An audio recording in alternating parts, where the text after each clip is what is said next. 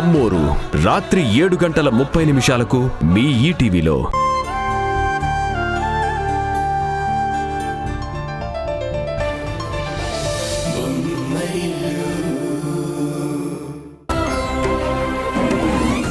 పిల్లలు పుట్టే అవకాశం లేని కిరణ్కి నువ్వు తల్లిగా మారావు. అయినా ఈ త్యాగానికి ఏ విలువ దక్కలేదు.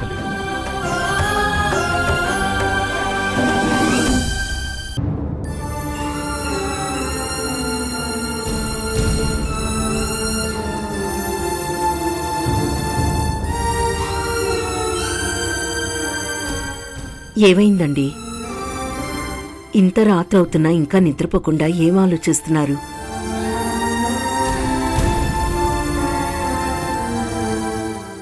ఏమైందండి?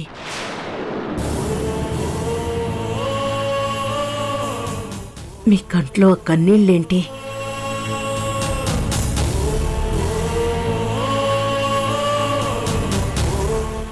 చెప్పండి. ఏం చెప్పమంటావు కిరణ్మయ్యి? మనసు పగిలి గుండెలో బాధ రగులుతుంటే ఆ బాధని బయటకు చెప్పడానికి మాటలు దొరకట్లేదు. దొరికిన మాటలు మౌనం దాటట్లేదు.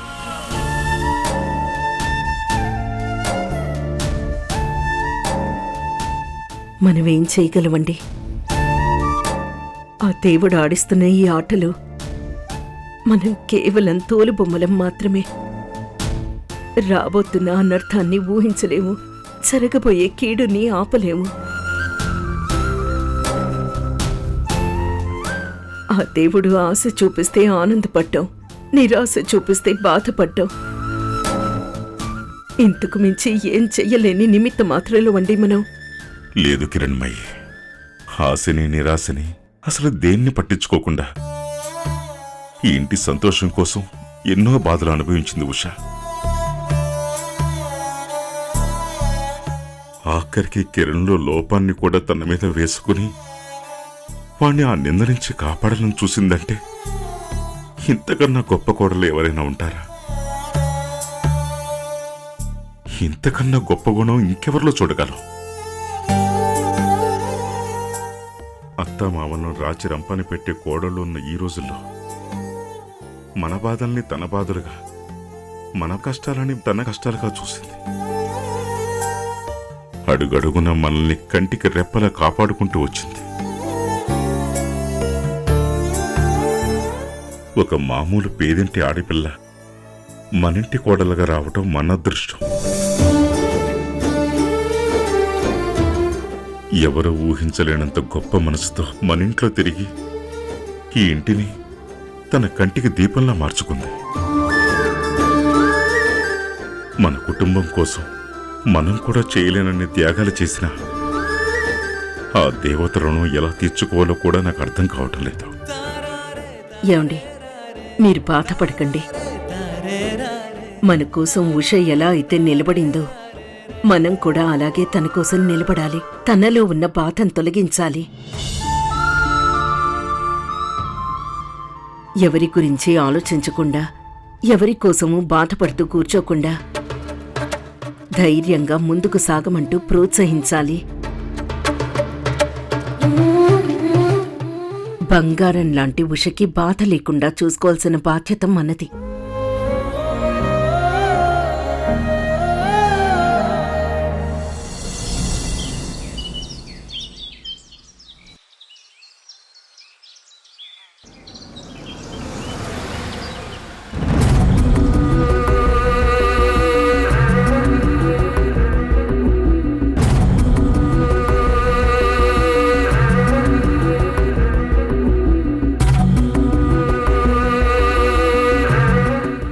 కిరణ్ తట్టుకోలేని ఈ నిజాన్ని వాడికి చెప్పే ధైర్యం నాకు లేదు తరుణ్.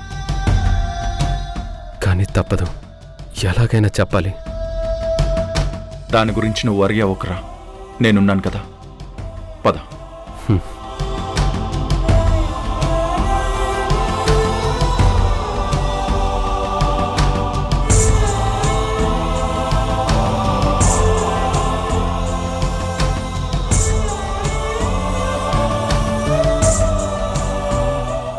కిరణ్, కిరణ్,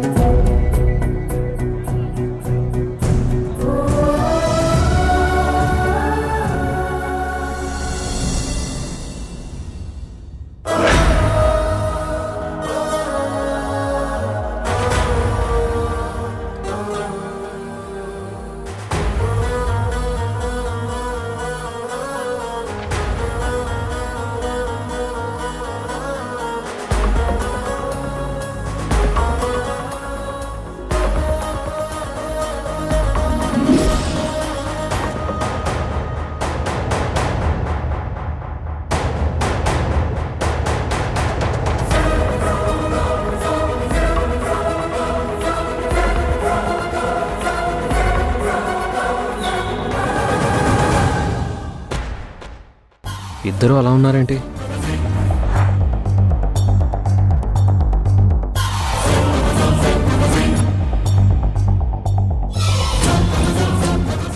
ఏమైనా చెప్పాలని వచ్చారా?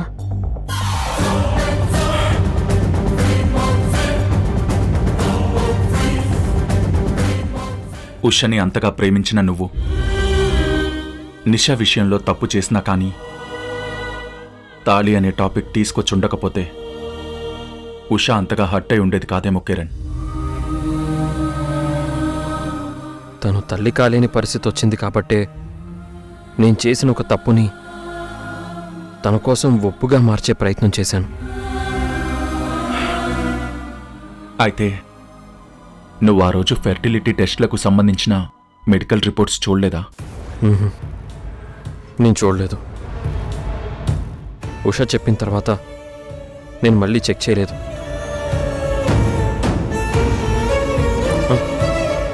అయినా ఇప్పుడు ఆ డిస్కషన్ ఎందుకు? అదే నువ్వు చేసిన పొరపాటు. పొరపాట అంటే? నువ్వు ఆ రోజు రిపోర్ట్స్ చూసుంటే ఈరోజు పల్లవిగా వచ్చిన నిషాని పెళ్లి అనే పాయింట్ దాకా తీసుకొచ్చేవాడివి కాదురా.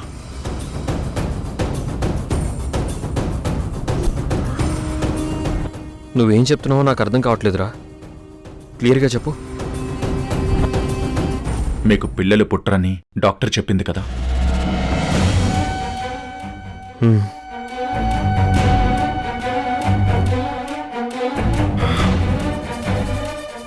అయితే మీకు పిల్లలు పుట్టడానికి లోపం తనలో ఉందని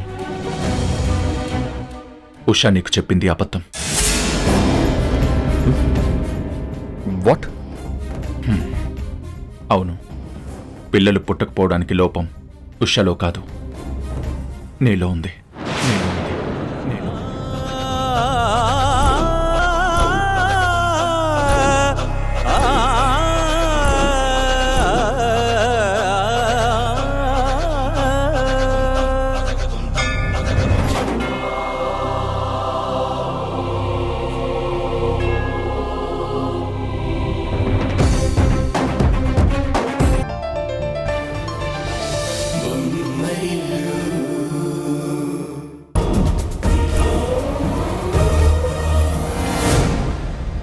ఏంట్రా మీరు చేస్తుంది?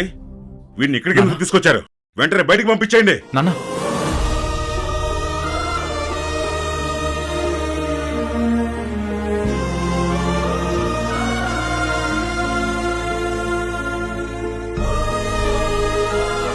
అది కాదు నాన్న.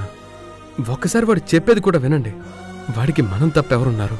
వాడు మన... సంజయ్, నా మాట మీద గౌరవం తగ్గిందా? చెప్పేది అర్థం కావట్లేదా?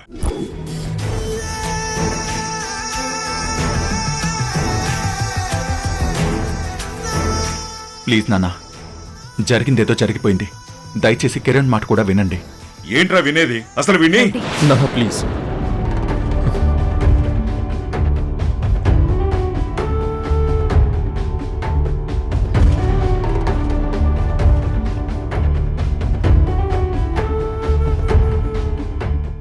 ఉషా ఆగు. నా గుండెని గుడిగా చేసి నీ కోసం తిరిగొచ్చానే కన్నీటిని నీ కౌగిలితో కలకాలం తుడిపే. ఉషా, నీతో మాట్లాడాలి.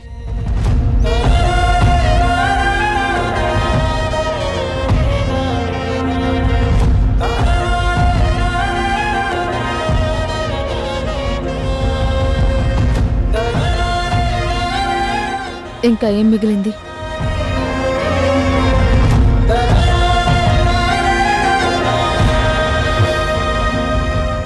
నువ్వెందుకు నేను తండ్రి కాలేనన్న నిజాన్ని దాచావు?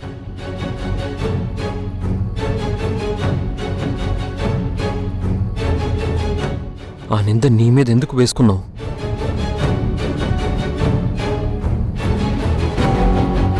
ఎందుకంటే మీరు నిజం తెలిస్తే తట్టుకోలేరు కాబట్టి.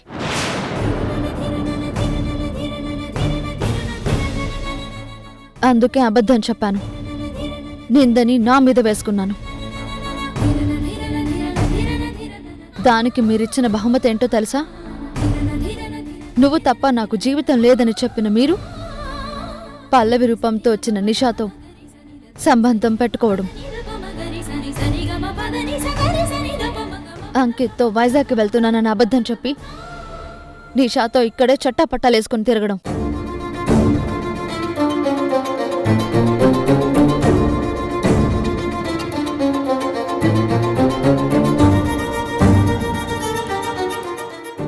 ఆ తర్వాత తల్లి కాబోతుందన్న సానుభూతితో నిషాని ఇంటికి తీసుకురావడానికి నన్ను ఒప్పించడం. ఇంటికి వచ్చాక నా చేత్తో తనకి సపర్యలు చేయించడం. అన్నీ భరించినా మీరు ఆ నిషా మెళ్ళలో తాళి కట్టడానికి సిద్ధపడ్డప్పుడు మాత్రం నేను తట్టుకోలేకపోయాను.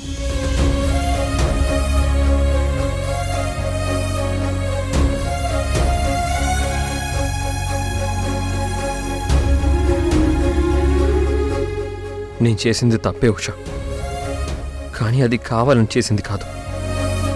పరిస్థితులు నాతో అలా చేయించాయి. అదే నేను చెప్పేది.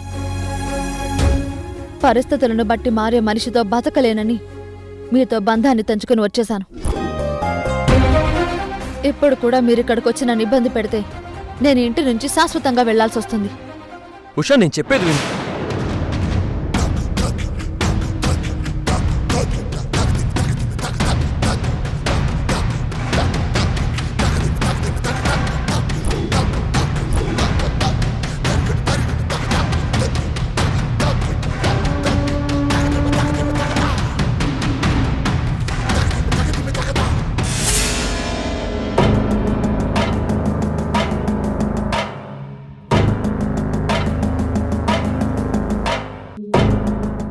కిరణ్, తను చెప్పిన సమాధానం విన్నావు కదా, మర్యాద ఇక్కడి నుంచి వెళ్ళిపో, లేకపోతే కొడుకుమని కూడా చూడను.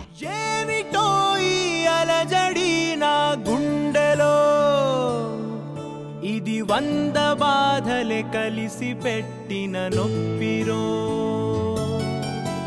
గాయమై మండుతోంది మనసునా, ఇది మారుతుందని ఆశతోనే బతకనా.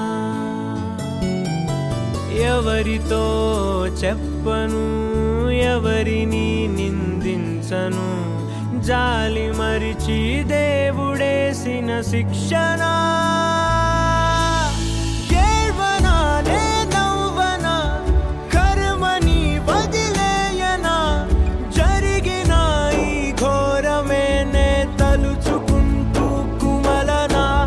బాధనే దాచేయనా, బతకనా నే చావనా, గుండె పగిలే నొప్పి దాచి నవ్వనా నేను ఎడవనా.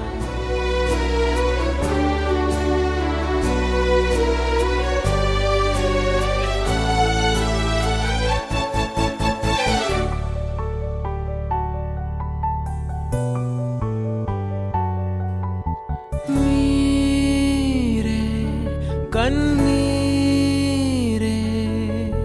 పొంగే ఓ సాగరమే అయి, ఏది దారేది అంతా ఓ చిక్కు ప్రశ్నేలే దిక్కుతో చకిలా ముక్కలై ఉన్నా ఎందుకో అసలేమిటో ఈ నరకము రగిలిపోతున్నా రాయినై ఉన్నా దేవుడా ఏమిటి నా పాపము ఇంత శాపము నవ్వనా నే ఏడ్వనా రాతని వదిలేయనా జరిగిన ఈ ఘోరమే నే తలుచుకుంటూ కుమలనా బాధనే దాచేయనా మనసునే ఓదార్చనా గుండె పగిలే నొప్పి దాచి నవ్వనా నేను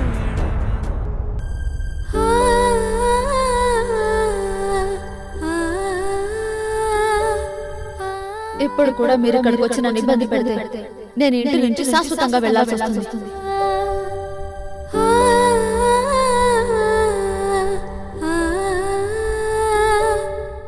ఏంట్రేను నిన్ను కలిసి చాలా రోజులైందని చెప్పి నీతో హ్యాపీగా మాట్లాడాలని నేనొస్తే నువ్వు మాత్రం ఇలా డల్గా ఉన్నావు. త్వరలోనే నువ్వు మా ఇంటికి వచ్చేస్తావు. ఇలాంటి టైంలో హ్యాపీగా ఉండాల్సింది పోయి ఇలా నీరసంగా ఉంటే ఎలా? అసలేమైంది?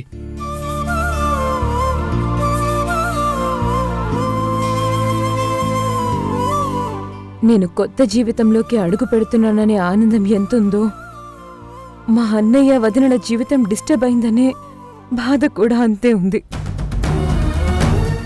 నేను సంతోషంగా అత్తారింటికి వెళ్ళాలని అందరూ అంటున్నారు, కానీ నాకిష్టమైన ఇద్దరి మనుషులు బాధపడుతూ ఉంటే నేనెలా సంతోషంగా అత్తారింటికి వెళ్ళగలను?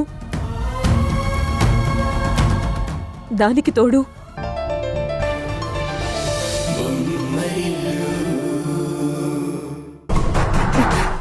అక్క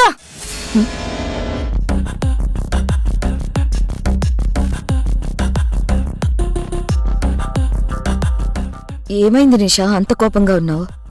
ఆ కిరణ్ ఇంకా తనను కాదన్న ఉష గురించే పిచ్చోళ్ళ ఆలోచిస్తున్నాడక్క. దాని గురించి గొప్ప గొప్ప మాటలు చెప్తున్నాడు. నేనిక్కడ బిడ్డను కడుపులో మోస్తుంటే వాడు మాత్రం వాడిని వదిలేసిన ఉషని గుండెల్లో మోస్తున్నాడు. ఏంటి ఇంకా కిరణ్ ఔషమాయిలో నుండి బయటకు రాలేదా?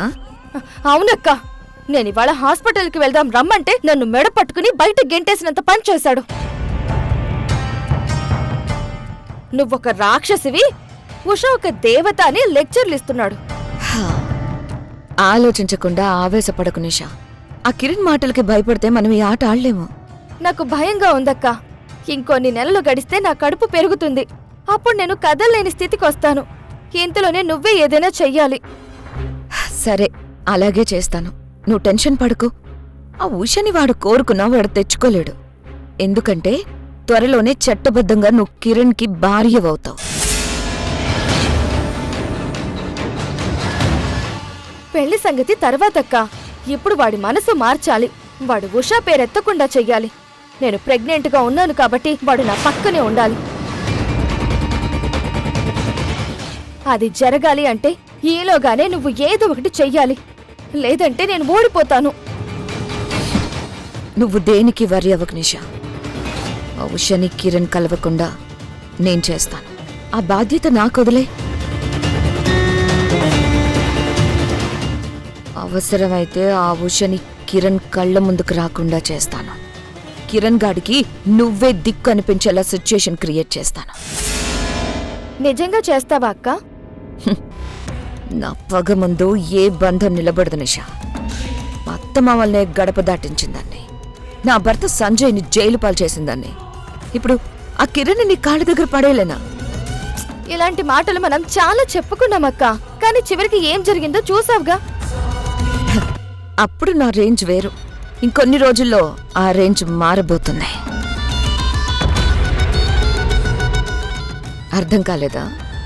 తొందరలో మా డాడీ సీఎం కాబోతున్నారు. ఏంటక్క నువ్వనేది? అవును నిషా, నువ్వు విన్నది నిజమే. తొందరలోనే మా డాడీ సీఎం కాబోతున్నారు.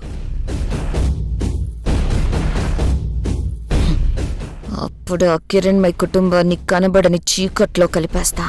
ఆ ఉషని దెబ్బతీస్తా. వాళ్ళకి ఒకరి మీద ఒకరికి విషం ఎక్కించి ఆ కిరణ్మయ్ ఇంట్లో ఒక కురుక్షేత్రం సృష్టిస్తా. రక్తపాతం లేకుండానే వాళ్ళ బంధాల్ని చంపేస్తాను. నాకు నీ మీద నమ్మకం ఉంది. నువ్వు చెప్పింది చేస్తావు.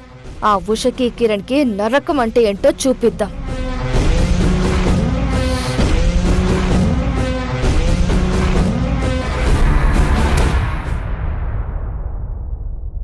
తరుణ్, సార్, నీ సస్పెన్షన్ విషయంలో దీన్ని ఇన్వెస్టిగేట్ చేసిన ఆఫీసర్స్ ఇంతకు ముందే నాతో మాట్లాడి వెళ్లారు.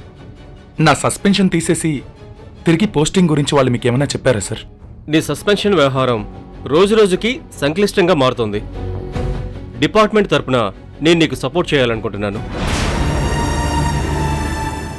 కానీ పైనుంచి వస్తున్న ఒత్తిడి అంతా ఇంత కాదు. నాకు అర్థమవుతుంది సార్.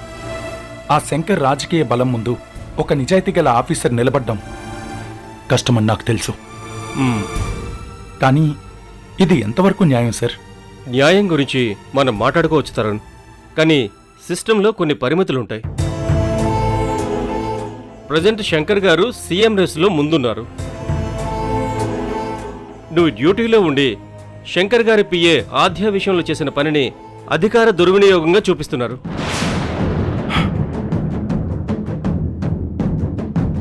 సార్, ఆ రోజు నేను చట్టాన్ని కాపాడాలనే శంకర్ని అరెస్ట్ చేయడానికి వెళ్ళాను. వాళ్ళు ఆద్యని అడ్డుపెట్టుకుని తెలివిగా ప్లాన్ చేసి నన్ను దెబ్బకొట్టారు. అదే అసలు సమస్య తరుణ్. నువ్వు ఆఫీసర్గా ఉన్నంతకాలం వాళ్ళు అనుకున్నది చేయలేరు. అందుకే నిన్ను పర్మనెంట్గా డిపార్ట్మెంట్ నుంచి తప్పించాలని శంకర్ గారు ప్రెజర్ చేస్తున్నారు. నీ సర్వీస్ రికార్డు ఎంత బాగున్నా వాళ్ళు ఏదో ఒక లూప్ హోల్ వెతికే ప్రయత్నంలో ఉన్నారు. వాళ్ళు ఎంత ప్రయత్నించినా నా నిజాయితీ నిరూపించుకోవడానికి నేను సిద్ధంగా ఉన్నాను సార్. దానికోసం ఎంత దూరమైనా నేను వెళ్తాను. నీ ఆత్మవిశ్వాసం నాకు నచ్చింది తరుణ్, కానీ ప్రస్తుతానికి నువ్వు కొంచెం లో ప్రొఫైల్ మెయింటైన్ చేయడం మంచిది. ఎందుకంటే శంకర్ లాంటి వాళ్లకు నువ్వు ఏ చిన్న అవకాశం ఇచ్చినా నీ సస్పెన్షన్ కాస్త నిన్ను పర్మనెంట్గా డ్యూటీలో నుంచి తీసేసే వరకు వెళ్తుంది. అర్థమైంది సార్. నా మీద నమ్మకం ఉంచినందుకు థ్యాంక్స్. నా పోరాటం కేవలం నా ఉద్యోగం కోసమే కాదు, చట్టం ముందు అందరూ సమానమే అని నిరూపించడం కోసం. ఆ నమ్మకమే నిన్ను మళ్ళీ డ్యూటీలోకి వచ్చేలా చేస్తుంది Tarun. I'm waiting for your return. All the best. Thank you sir.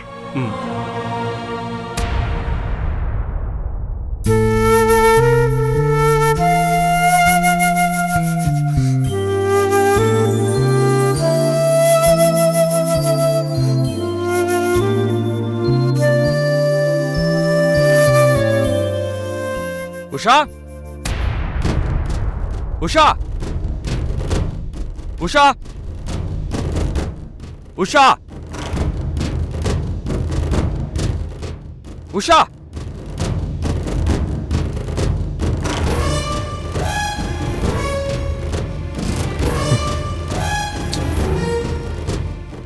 Usha, Usha, Usha.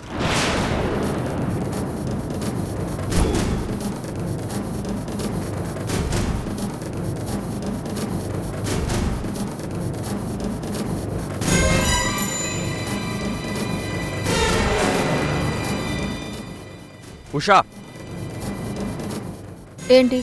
నీతో కొంచెం మాట్లాడాలి. మీతో మాట్లాడడానికి ఏమీ లేదని చెప్పాను కదా. ఎందుకు అలా మాట్లాడుతున్నావు? ఒకసారి నేను చెప్పేది వినొచ్చు కదా. ఏంటి మీరు చెప్పేది నేను వినేది? ఇన్నాళ్ళు మీరు చెప్పింది నేను విన్నది చాలు. ఇంకా వినే ఓపిక నాకు లేదు. నా ఉషా నేనా ఇలా మాట్లాడేది? కాదు, ఆ ఉషా ఎప్పుడో చచ్చిపోయింది.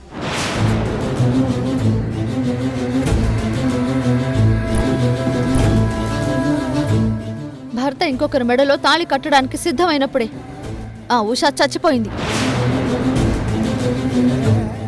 పవిత్రమైన తాళిబంధాన్ని తెంచుకున్నప్పుడే ఆ ఉషా చచ్చిపోయింది.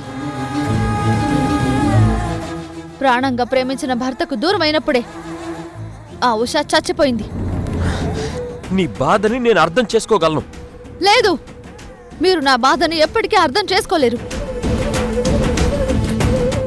అర్థం చేసుకుని ఉంటే నా కళ్ళ ముందే ఇంకొక ఆడదాని మెళ్ళో తాళి కడతానని చెప్పేవారే కాదు. అగ్ని సాక్షిగా మీరు కట్టిన తాళి నా చేతులతో నేనే తెంచుకునే పరిస్థితి తెచ్చేవారే కాదు. ఇవాళ నా గుండె కోతకు కారణం అయ్యేవాళ్లే కాదు. అది కాదు షా, నీకు చెప్పేది విను. అప్పటికి నీ మనసు మారకపోతే నువ్వే శిక్ష విధించినా నేను భరిస్తాను. చెప్పారు కదా మాట్లాడడానికి ఏమీ లేదు అని. ముందు మీరు ఇక్కడ నుంచి వెళ్ళకపోతే అందరినీ పిలుస్తాను. మావయ్య, మావయ్య, మావయ్య, మావయ్య, మావయ్య. నీకేమన్నా పిచ్చి గారి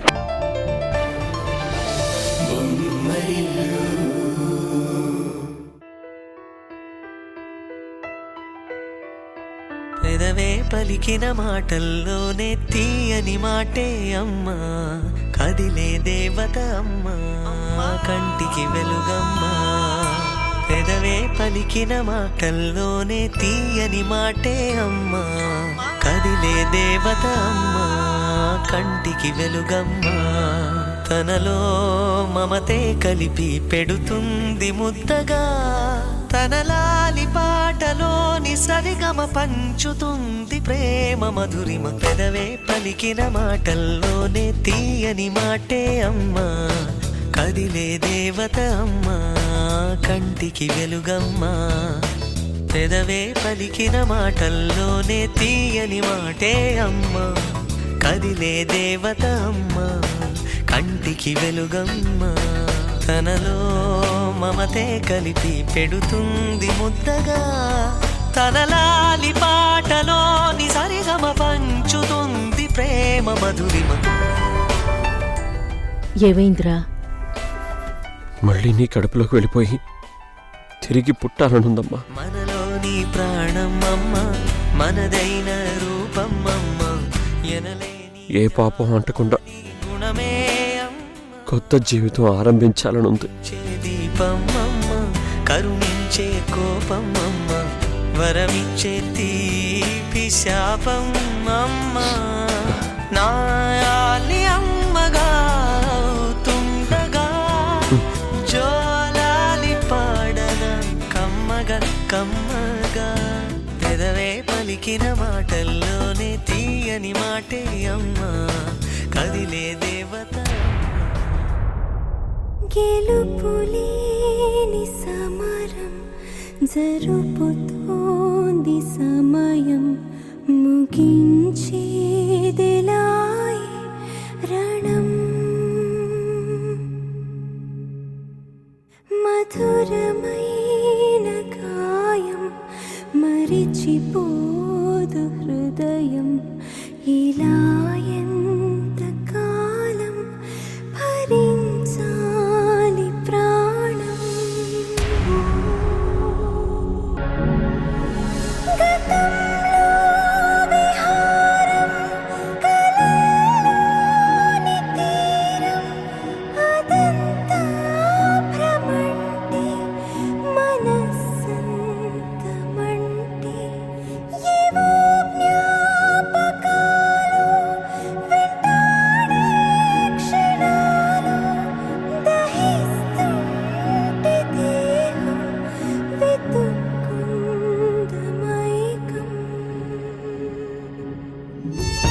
ఏంటమ్మా ఇది?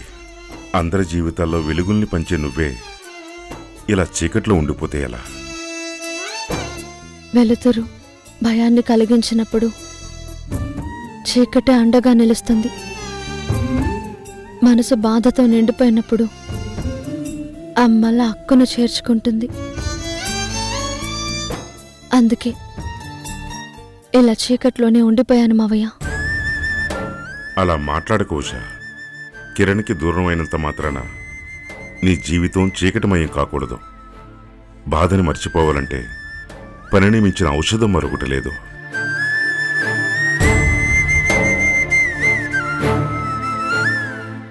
నువ్వు మళ్ళీ నీ కెరీర్ మీద ఫోకస్ పెట్టాలమ్మా. పాటలు రాయటం మొదలు పెట్టాలి. మనసు బాగోలేదు మావయ్య. ఇప్పుడు పాటలు రాసే పరిస్థితిలో నేను లేను. రాయగలనని కూడా నేను అనుకోవడం లేదు. అమ్మ ఉషా, నా జీవితానుభవంతో ఒక మాట చెప్తాను, గుర్తుపెట్టుకో అమ్మా. ఇలా నడిచిన దూరాన్ని, గడిచిన కాలాన్ని లెక్క పెడుతూ కూర్చుంటే నడవాల్సిన దూరం భారం అవుతుంది, గడపాల్సిన కాలం భయపెడుతుంది.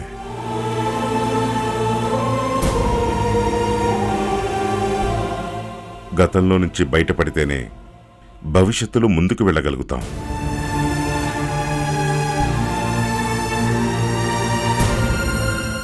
క్షమించండి మావయ్య, నేనెంత ప్రయత్నించినా బాధలో నుంచి బయటపడలేకపోతున్నాను. అలా అనకమ్మా, నువ్వు సాధ్యమైనంత త్వరగా ఈ బాధలో నుంచి బయటపడాలి. దానికి మనసును ప్రశాంతంగా ఉంచుకోవాలి.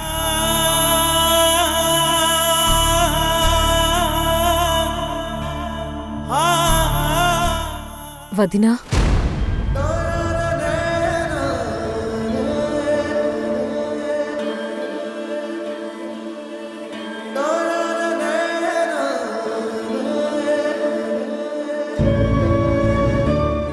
ఏంటదినా ఇది? అక్కడ అన్నయ్య, ఇక్కడ నువ్వు భోజనం కూడా చేయకుండా ఏం సాధిద్దామని? ఎవరిని సాధించాలని?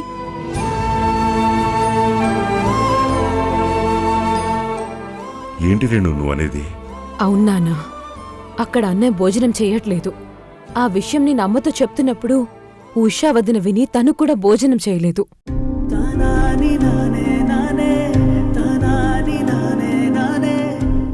ఏంటమ్మా ఇది?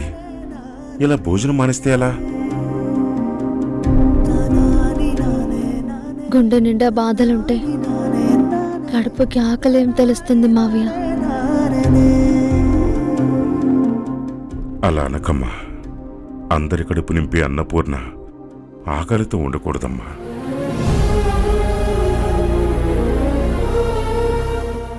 ఇవ్వు. అమ్మా ఉషా, కూర్చో.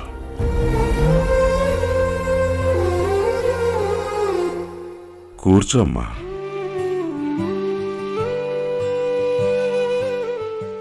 కూర్చో.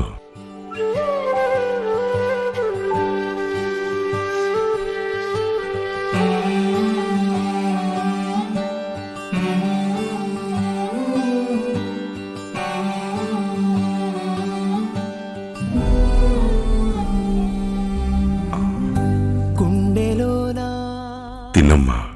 సవ్వడుందే గొంతులోనా ప్రాణముందే.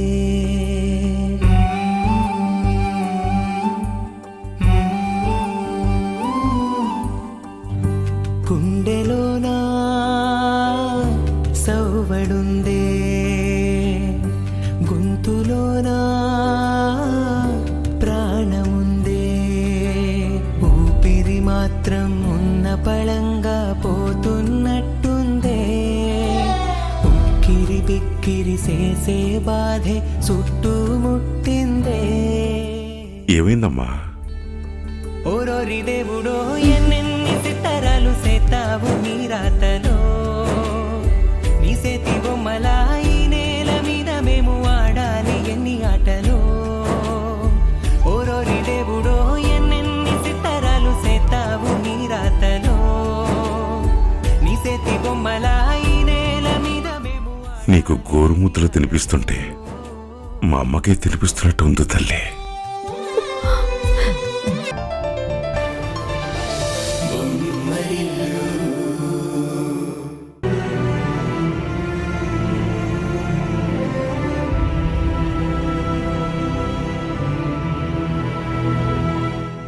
చూడమ్మా ఉషా, ప్రతి సమస్యకి ఓ పరిష్కారం ఉంటుంది, ప్రతి కథకి ఒక ముగింపు ఉంటుంది.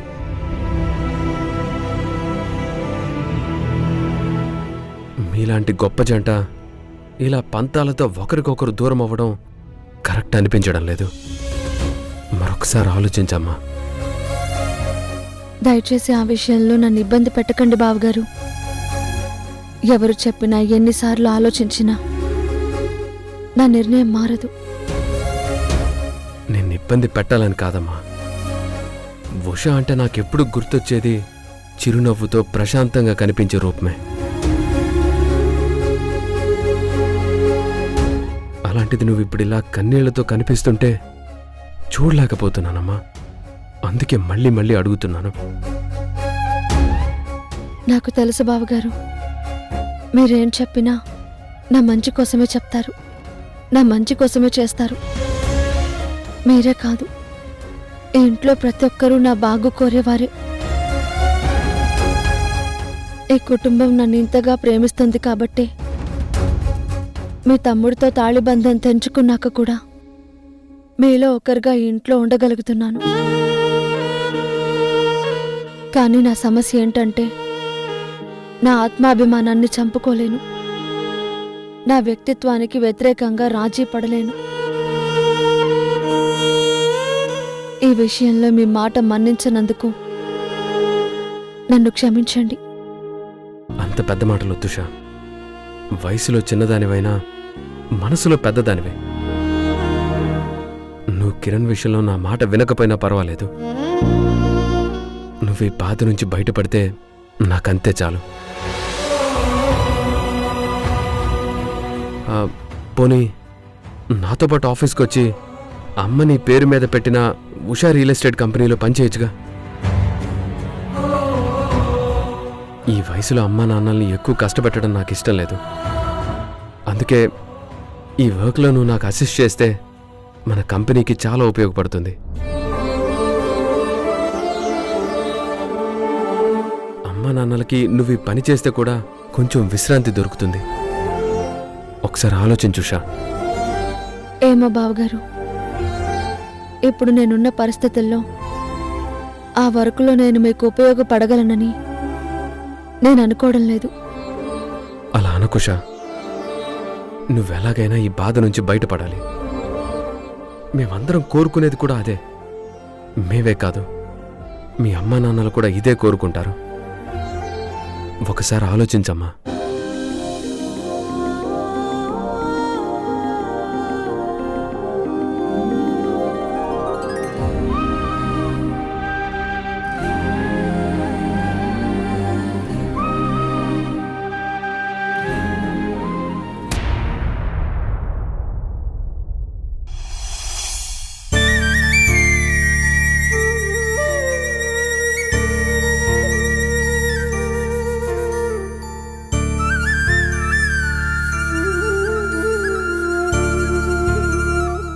మన ఉష జీవితాన్ని మనం నమ్ముకున్న ఆ దేవుడే కాపాడాలి రాధా.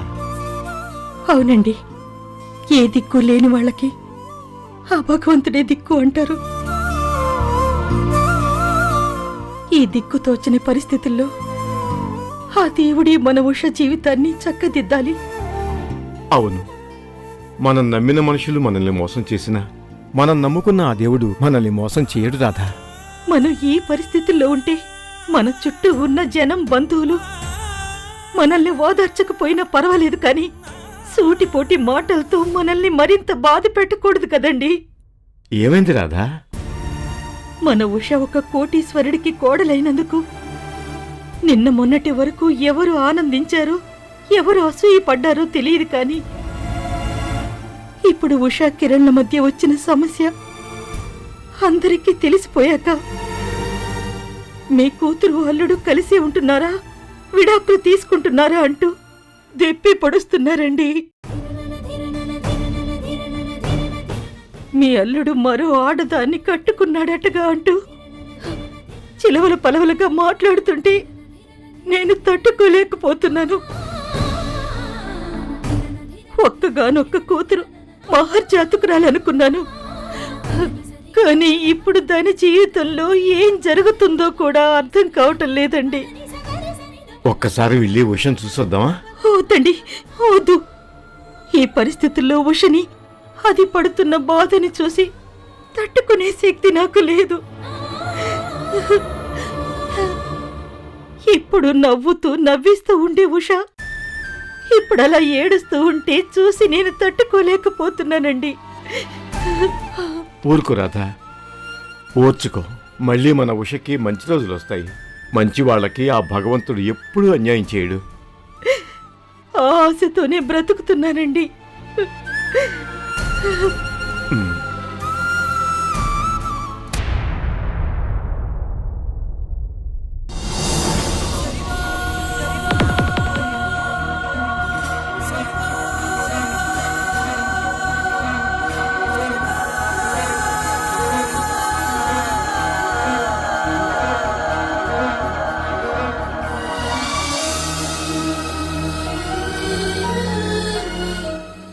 కిరణ్,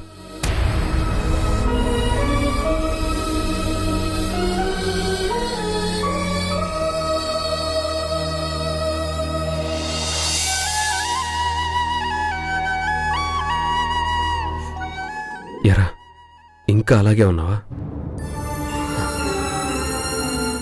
ఉషా లేని జీవితం శూన్యమే కదన్నయ్య. ఇంకెలా ఉంటాను? రా కూర్చో. కిరణ్, ఒక అసమర్థుడైన భర్తగా నా సొంత సంసారాన్ని చక్కదిద్దుకోలేకపోయిన నేను నీకు నీతి వాక్యాలు చెప్పడం ఎంతవరకు సమంజసమో నాకు తెలీదు. కానీ ఒక అన్నగా నీ గురించి ఆలోచించి ఒక విషయం చెప్తున్నాను.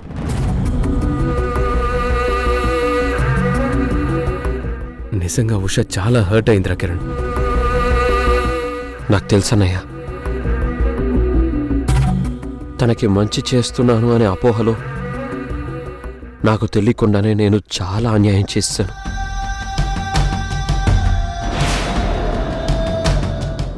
అలా అని నువ్విలా ఇంట్లో కూర్చొని జరిగిన దాని గురించి ఆలోచిస్తూ డిప్రెషన్లోకి వెళ్ళడం మంచిది కాదురా. అమ్మ నీ గురించి చాలా కుమిలిపోతోంది.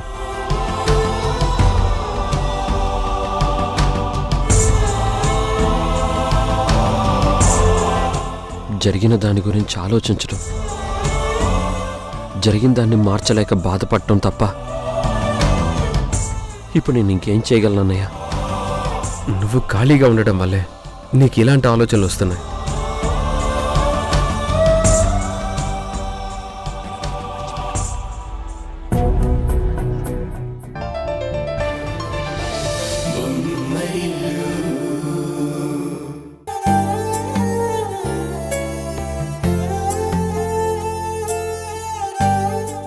ఏ పాపాలు చేశావని మనకి శాపాలు తగిలాయి? పోయిన జన్మలో ఎవరికి అన్యాయం చేశావని మన బిడ్డలిలా నలిగిపోతూ నరకం చూస్తున్నారు. చిన్నవాడి గొంతులో సంగీతం ఉంది అనుకున్నాను, కానీ వాడి జీవితాన్ని అపశృతి చేసుకున్నాడు. పల్లవి మెళ్ళు తాళి కట్టాలని చూసి ప్రాణం లాంటి ఉషని దూరం చేసుకున్నాడు. వాడి దాంపత్యం ఇప్పుడు ఒక పగిలిన అద్దంలా మారింది. ఎప్పుడే ముక్కగుచ్చుకుంటుందో తెలియట్లేదు. డ్యూటీని దేవుళ్లా భావించి చట్టాన్ని బాధ్యతగా తీసుకునే తరుణ్ జాబ్ నుండి సస్పెండ్ అయ్యాడు. వాణ్ణి చూస్తుంటే నా గుండె తరుక్కుపోతోంది. ఇక సంజయ్ ఆ 100 ఎకరాల ల్యాండ్ డీల్తో మళ్లీ తలెత్తుకుంటాడు అనుకుంటే ఆ శంకర్ దాన్ని కూడా మళ్లీ పాతాళానికి తొక్కేశాడు. నా బిడ్డ బెయిల్ మీద ఉన్న నేరస్తుళ్లా లోకం వైపు చూడలెక్క కృంగిపోతున్నాడు.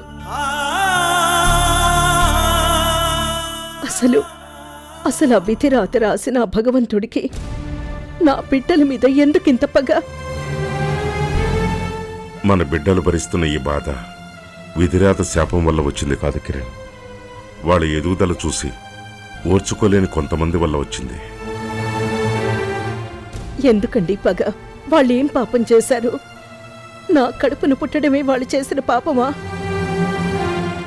సంజయ్ ఆస్తి పోయింది, తరుణ్ అధికారం పోయింది, కిరణ్కి మనశ్శాంతి పోయింది. ఇంకా జీవితాన్ని సరిగ్గా చూడని వాళ్ళ మీద ఎందుకింత పగ?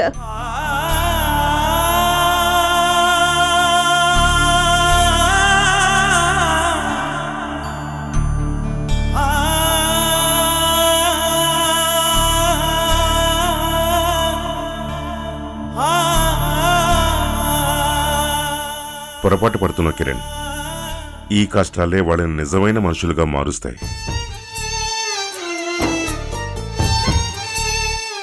సంపద పోతే కష్టం పెరుగుతుంది, అధికారం పోతే కసి పెరుగుతుంది, బంధం దూరం అయితే అనుబంధాల విలువ తెలుస్తుంది.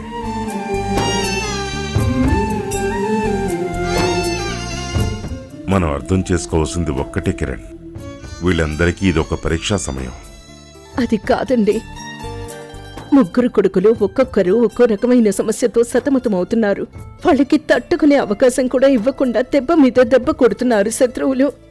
అధైర్యపడకు కిరణ్. గాలివాటుకు ఎగిరిపోయే ఎండుటాకులు కాదు నా కొడుకులు. గాలివాన్ను సైతం ఎదిరించి నిలబడే మహావృక్షాలు. నువ్వు బాధపడకు. నా బిడ్డల వెనక నేనున్నాను. పడిపోయిన చోట నుంచే మళ్ళీ వాళ్ళని నేను గెలిపించి చూపిస్తాను. చుట్టూ అంతా చీకటి కనిపిస్తూ ఉంటే మీకు ఆ నమ్మకం ఎలా వస్తుందండి?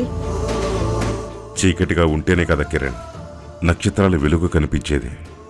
అన్నీ కోల్పోని సంజయ్ మళ్ళీ నిలబడగలడని, అనుకున్నది సాధించగలడని నా నమ్మకం. సస్పెండ్ అయిన తరుణ్ అవినీతి వ్యవస్థ కంటే నీతి గొప్పదని నిరూపించగలడని, మళ్ళీ తన జాబ్ సంపాదించగలడని నా నమ్మకం. నువ్వు ఏడిస్తే వాళ్ళు బలహీనపడిపోతారు. నువ్వు ధైర్యంగా ఉంటే వాళ్ళు సింహాలవుతారు. రేపు ఉదయం మన ఇంట్లో కన్నీళ్లు ఉండకూడదు. కేవలం కర్తవ్యం మాత్రమే ఉండాలి. నువ్వు ధైర్యంగా ఉండు. ఈ రాత్రి ఎంత చీకటిగా ఉంటే రేపటి సూర్యోదయం అంత వెలుగుతూ ఉంటుంది. నన్ను నమ్ము.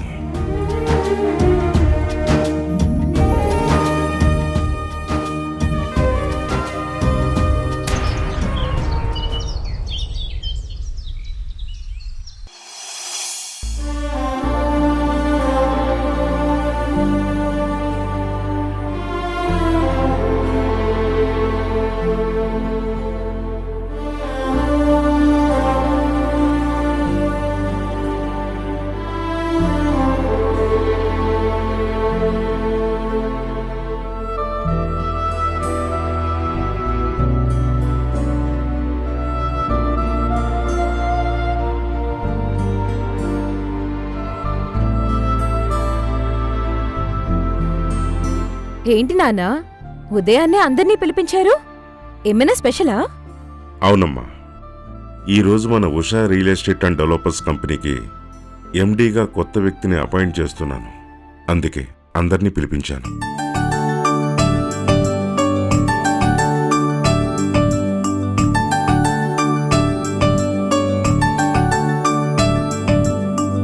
అవునా? ఎవరు మావయ్య మన కంపెనీకి కాబోయే కొత్త ఎండి? చెప్తానమ్మా. ఈ సంస్థని సక్సెస్ఫుల్గా ముందుకు తీసుకెళ్లగలిగే వ్యక్తికే ఆ బాధ్యతలు అప్పగిస్తున్నాను.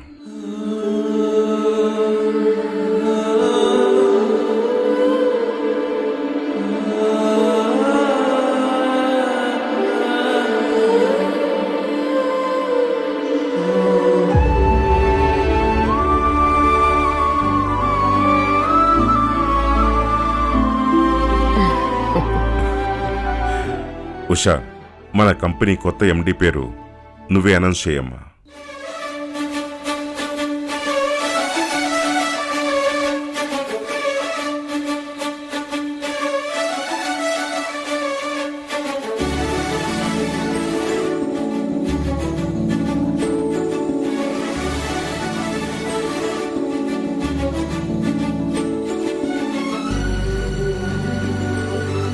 నా పేరు మీద మావయ్య అత్తయ్య గారు ప్రారంభించిన ఈ కంపెనీకి ఈ రోజు నుంచి కొత్తగా ఎండి స్థానంలో కూర్చుంటున్న ఆ వ్యక్తి ఎవరో కాదు,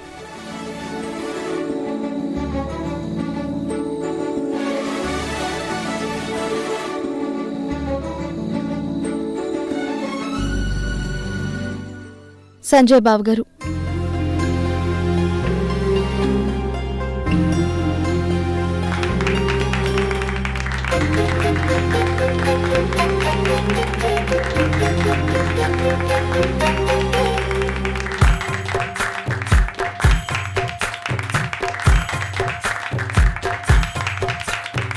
ఎందరో చెప్పిన మాటే కదా, కళ్ళ ముందరే ఉన్న దారే కదా. తొందరే ముందన్న తీరొద్దిక, కష్టపడ్డోడికే దైవం తోడుండదా. మట్టి వాసన గుర్తుంచుకోని తండ్రి ఆసే దాగుందిగా. చిక్క చితికిన విత్తనంలో ఓ వంశవృక్షం